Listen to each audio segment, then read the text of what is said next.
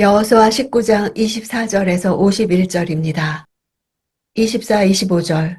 다섯 번째로 아셀 자손의 지파를 위해 그 가문별로 제비를 뽑았습니다. 그 경계에는 헬갓, 할리, 베덴, 악삽. 아셀 지파는 지중해를 끼고 형성된 넓고 비옥한 땅을 받았습니다.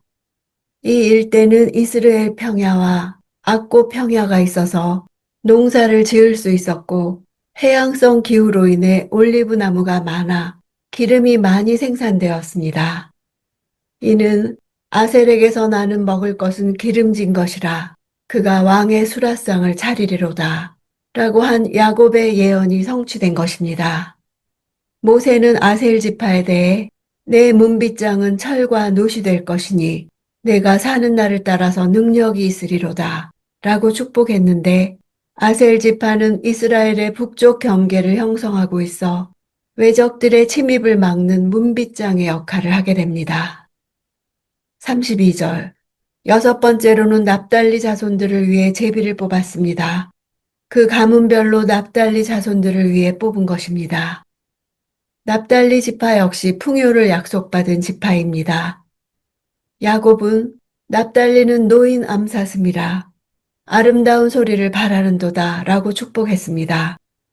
헤르몬산에서 내려온 큰 물이 요단강을 형성하고 그 곁에 둥지를 튼 납달리는 넓은 평야를 얻을 수 있었고 초목과 과실수가 자라기에 적합하여 말 그대로 젖과 꿀이 흐르는 땅을 누렸습니다.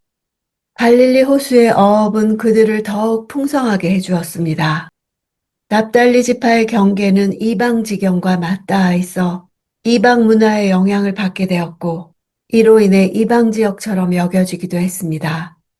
스불론 지역과 함께 납달리 지역은 신약시대 예수님 사역의 중심지가 됩니다. 35절. 그 단단한 성들은 시딤, 세르, 함맛, 락갓, 긴네렛. 단단한 성들은 요새화된 성읍들을 가리킵니다. 여호수아와 이스라엘 백성들이 이전에 하솔왕 야빈을 중심으로 한 북방 연합군을 무찌르고 산 위에 세운 성읍들을 취했는데 그것이 단단한 성들이었습니다. 38절. 이론, 믹다렐, 호렘, 베다낫, 베세메스로 다 합쳐 19개의 성과 그 주변 마을이 있었습니다.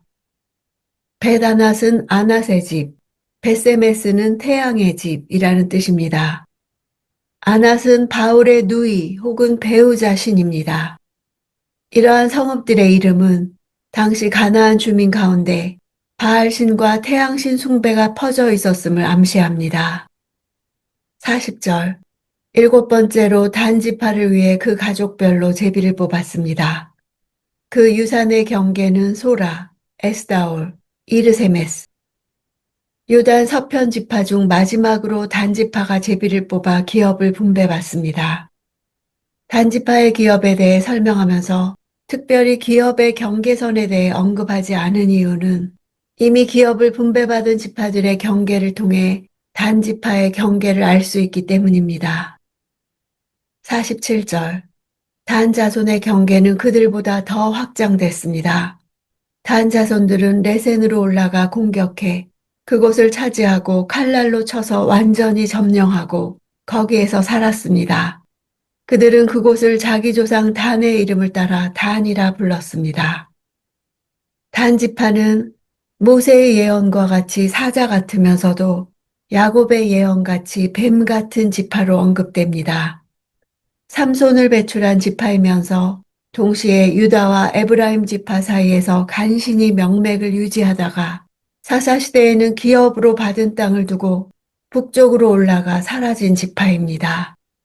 단지파의 경계가 확장됐다는 것은 단지파의 경계가 그들로부터 나갔다라는 뜻으로 오히려 그들의 땅이 그들 수중에서 빠져나갔다는 뜻입니다. 단지파가 그들의 기업을 포기하게 되었음을 뜻합니다. 단지파의 이주로 이스라엘의 경계가 넓어졌을 수도 있지만 그것보다는 기업으로 받은 땅을 포기한 것에 대한 책망의 의미가 더 큽니다. 단자손은 그들의 인구수 64,400명에 비해 할당된 땅이 너무 좁았고 게다가 사사기에 의하면 그 영토 내에 거주하던 아모리 족속의 공격을 받아 산지로 쫓겨가게 됩니다. 적들에 대한 두려움과 더불어 책임감이 결여되어 할당받은 땅을 두고 그 이후 좀 더 안전한 지역을 찾아다니다가 헤르몬산 근처 북쪽 라이스 거민을 치고 그 땅을 점령하여 거주지로 삼게 됩니다. 이렇게 인간적인 생각으로 북쪽 지역으로 진출했지만 이때 얻어진 북쪽의 단은 결국 우상 숭배의 땅이 되었습니다. 즉, 이 지역 점령 직후부터 단지파는 이곳에서 우상을 숭배했을 뿐 아니라 이스라엘 백성들의 마음이 유다로 가는 것을 막기 위해 후대에 여로보암이 두 송아지를 만들어 하나는 베델에 또 하나는 단에 두어 제사하게 한 것이었습니다. 가나안 남부 지역에 위치한 단 지파의 기업 분배가 북쪽의 지파들과 함께 소개되는 것은 이 때문입니다.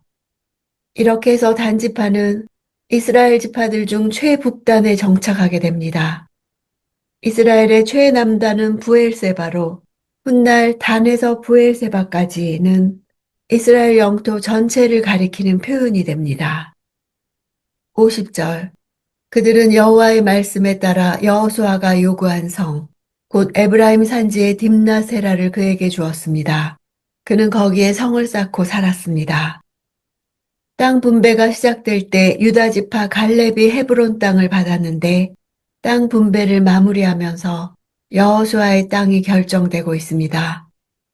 성을 쌓았다에서 쌓다하는 동사는 세우다, 짓다 뜻 외에도 자손을 얻다, 흥하다는 뜻이 있습니다. 따라서 성읍을 쌓았다는 말은 그가 단지 하나의 성읍을 건축했다는 사실뿐 아니라 하나님으로부터 부여받은 기업에서 창성하고 복을 누리게 되었다는 의미를 함축합니다. 여호수아는 딥나세라에서 거주하다 죽은 후 거기에 묻힙니다. 우리 인생에 땅 나누는 일을 다 마쳤다는 것, 하나님 나라의 일을 완성했다는 것은 어떤 것인지 본문을 통해 말씀하십니다. 가나안 땅을 분배하는 모든 일이 여호와 앞에서 이루어진 것은 가나안 땅 정복 초기부터 전쟁을 이기게 하시고 각 지파에게 그들이 거할 땅을 주시는 주체가 하나님이시라는 신앙 고백이었습니다. 회막 문 앞에서 기업을 분배하는 행위는 이해 득실을 따지는 행위가 아니라 엄숙한 예배 행위와 같습니다. 이는 이스라엘의 정복 전쟁을 거룩한 전쟁으로 이해하는 것과 같습니다.